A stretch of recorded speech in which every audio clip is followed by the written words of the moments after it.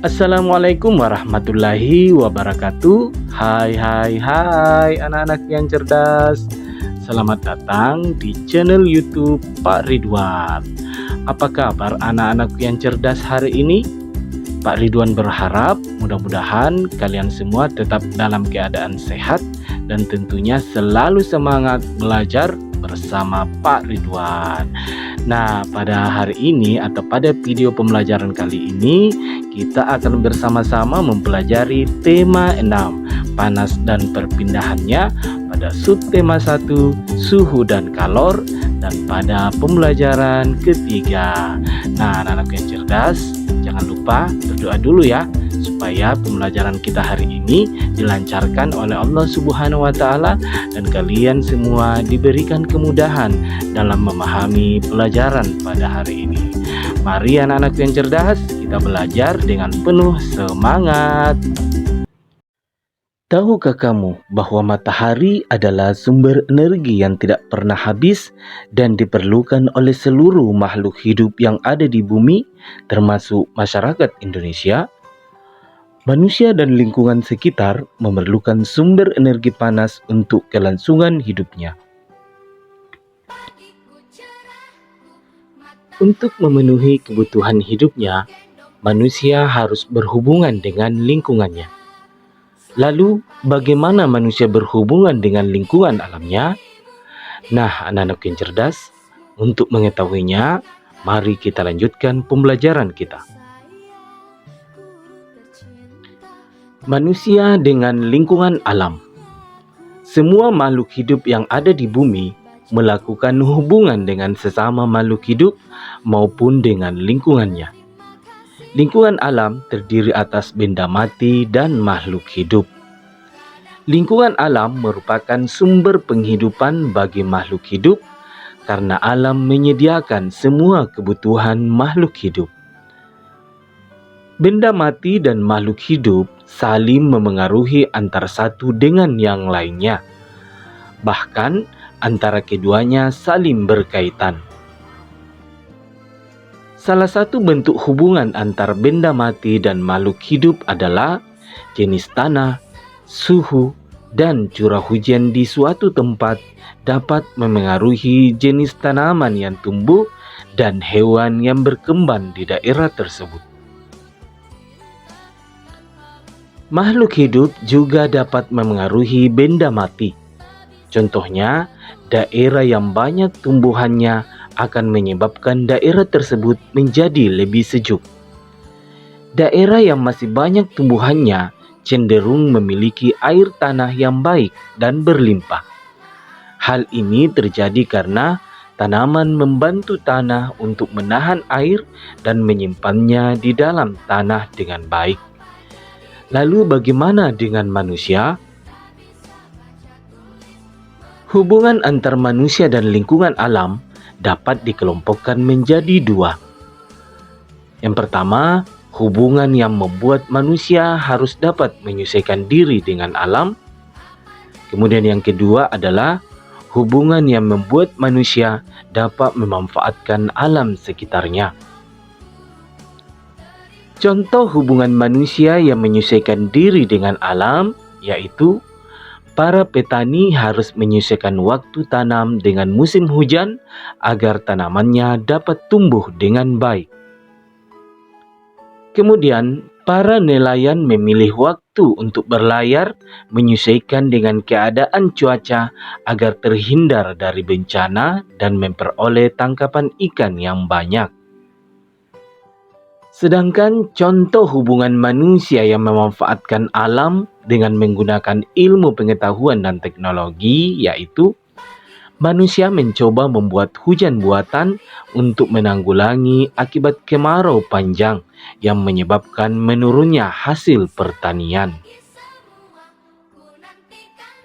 Nah, anak-anak yang cerdas, tuliskanlah kata-kata kunci yang ada dalam setiap paragraf di atas. Jadi kalian cari kata kunci dari paragraf pertama sampai kelima ya. Tentu kalian masih ingat apa itu kata kunci. Pak Ridwan ingatkan kembali ya. Jadi kata kunci itu adalah kata-kata yang kamu anggap penting dalam sebuah paragraf. Nah, coba kalian perhatikan kembali bacaan yang berjudul Manusia dengan Lingkungan Alam. Nah, ini adalah bacaan dari paragraf pertama. Nah, coba kalian cari apa kata kunci dari paragraf pertama. Iya, betul sekali. Jadi kata kunci dari paragraf pertama yaitu makhluk hidup dan lingkungan alam. Selanjutnya kata kunci dari paragraf kedua. Nah, ini adalah bacaan dari paragraf kedua. Siapa yang sudah temukan kata kunci dari paragraf kedua? Iya, jadi kata kunci dari paragraf kedua yaitu benda mati dan makhluk hidup. Selanjutnya, paragraf ketiga.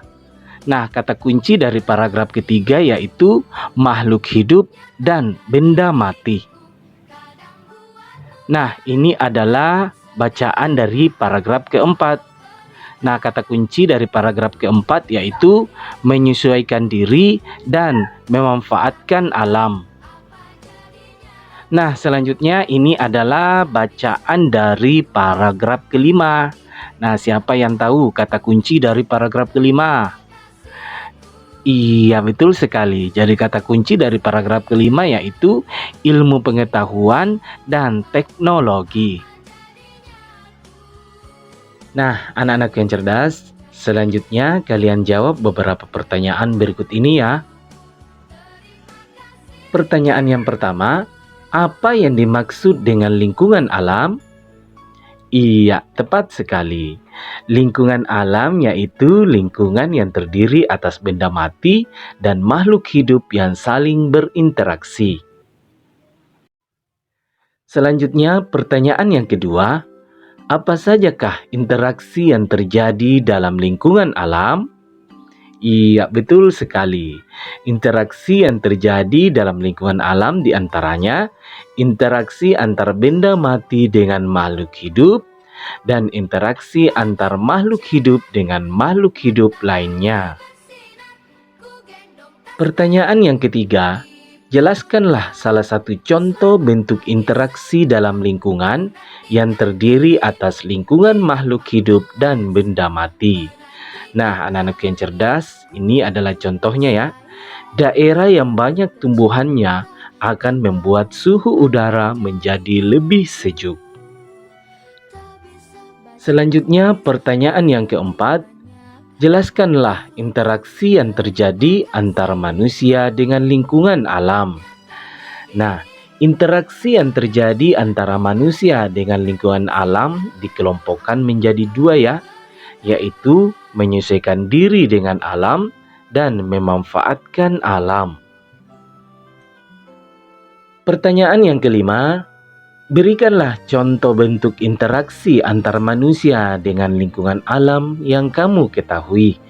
Nah, anak-anak yang cerdas, jadi ini adalah contoh interaksi antar manusia dengan lingkungan alam ya. Misalnya, para petani harus menyesuaikan waktu tanam dengan musim hujan agar tanamannya dapat tumbuh dengan baik. Nah, anak-anak yang cerdas, mari kita simak percakapan antara Budi dan Siti. Budi berkata, dari bacaan itu, saya semakin mengerti bahwa manusia sangat bergantung pada lingkungan alamnya. Kemudian Siti pun berkata, betul, manusia mempunyai kemampuan untuk mempelajari keadaan lingkungannya dan melakukan penyesuaian untuk bertahan hidup. Yuk, kita coba untuk mengamati lingkungan sekitar kita. Nah, anak-anak yang cerdas, berikut ini ada tabel yang harus kalian lengkapi ya. Jadi, tabelnya itu berisi tentang bentuk interaksi masyarakat dengan alam dan hasil interaksi dengan lingkungan alam. Nah, contohnya nih, bercocok tanam. Jadi bentuk interaksi masyarakat dengan alamnya itu adalah bercocok tanam. Nah, hasil interaksi dengan lingkungan alamnya yaitu mudah mendapatkan sayuran segar. Selanjutnya, bentuk interaksi lainnya yaitu menjadi nelayan. Nah, hasil interaksinya mendapatkan ikan dan hasil laut lainnya. Nah, selanjutnya memelihara ayam. Nah, hasil interaksinya mendapatkan daging dan telur ayam. Interaksi selanjutnya yaitu melakukan penghijauan. Nah, hasil interaksinya yaitu mendapatkan udara sejuk dan air bersih. Nah, anak-anak yang cerdas, itulah beberapa contoh bentuk interaksi masyarakat dengan alam dan hasil interaksi dengan lingkungan alam. Saya baru menyadari bahwa apa yang saya makan berasal dari hubungan manusia dengan lingkungan alamnya. Saya bersyukur tinggal di daerah yang memiliki hasil pertanian yang melimpah, kata Budi. Lalu Benny berkata, di daerah Papua mereka biasa memakan umbi-umbian, Din. Hal itu terjadi karena di sana mereka tidak menanam padi seperti masyarakat di Pulau Jawa. Umbi-umbian merupakan tanaman yang paling mudah tumbuh dan mudah dirawat di sana. Kemudian Budi berkata, "Wah, saya baru tahu. Berarti jika daerahnya berbeda, tanaman yang dihasilkan pun bisa berbeda ya. Masyarakat yang tinggal di sana juga harus menyesuaikannya. Pengetahuan yang baru untukku, Ben." Ya, tetapi kesamaannya adalah semua orang berhak untuk memenuhi kebutuhan hidupnya, termasuk mencari makan. Bicara soal hak-hak apa sajakah yang kita miliki ya, Din? Tanya Benny. Nah, anak-anakku yang cerdas, sekarang kita akan mempelajari konvensi hak-hak anak. Anak-anak merupakan generasi penerus cita-cita perjuangan sebuah bangsa. Oleh karenanya, kebutuhan untuk tumbuh dan berkembang dalam kehidupan anak harus diutamakan. Sayangnya, tidak semua anak mempunyai kesempatan yang sama dalam mewujudkan harapannya. Banyak di antara mereka yang mengalami kesulitan untuk tumbuh dan berkembang secara sehat dan mendapatkan pendidikan yang terbaik. Banyak anak berasal dari keluarga yang kurang mampu yang tidak mendapatkan layanan pendidikan dan kesehatan. Tak hanya itu, akibat perang dan pertikaian yang terjadi di beberapa negara menyebabkan banyak anak yang menjadi korban. Hak-hak mereka terabaikan sehingga menjadi korban kekerasan. Oleh karenanya, Perserikatan Bangsa-Bangsa atau PBB mensahkan Konvensi Hak-Hak Anak atau Convention on the Right of the Child pada tanggal 20 November 1989. Konvensi ini bertujuan untuk memberikan perlindungan terhadap anak dan menegakkan hak-hak anak di seluruh dunia. Konvensi Hak Anak merupakan sebuah dokumen yang dibuat oleh Perserikatan Bangsa-Bangsa yang secara resmi memberikan hak-hak kepada anak-anak sedunia. Dokumen ini juga telah diratifikasi atau disetujui oleh hampir semua pemimpin negara yang ada di dunia. Indonesia menjadi salah satu negara yang mendukungnya pada tahun 1996. Nah, apa saja hak-hak anak menurut Konvensi Hak-Hak Anak? Nah, anak-anak yang cerdas, menurut konvensi ini, hak anak dikelompokkan dalam 4 golongan ya. Yang pertama, hak kelangsungan hidup, yaitu hak untuk melestarikan dan mempertahankan hidup dan hak memperoleh standar kesehatan tertinggi dan perawatan yang sebaik-baiknya. Apakah kamu tahu nama lengkap kedua orang tuamu? Apakah kamu tahu asal-usul kedua orang tuamu? Apakah kamu tahu asal-usul keluargamu? Nah, setiap anak berhak tahu keluarganya dan identitas dirinya. Nah, hak yang kedua adalah hak perlindungan. Nah, perlindungan dari apa anak-anak yang cerdas? Yaitu perlindungan dari diskriminasi, eksploitasi, kekerasan, dan keterlantaran. Kamu memiliki hak yang sama dengan anak-anak lain untuk melakukan kegiatan keagamaanmu atau melakukan kegiatan perayaan tradisimu. Sebagai seorang anak, kamu belum boleh bekerja dan kamu berhak diperlakukan secara baik tanpa kekerasan.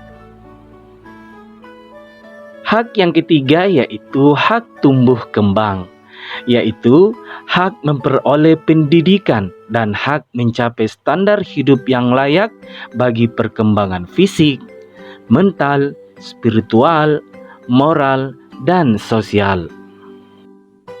Selain itu, kamu memiliki hak untuk sekolah, mendapatkan tempat tinggal, mendapatkan makanan dan minuman yang layak. Hakmu adalah bermain dan mendapatkan istirahat yang cukup karena hal itu diperlukan untuk pertumbuhan dan perkembanganmu sebagai seorang anak.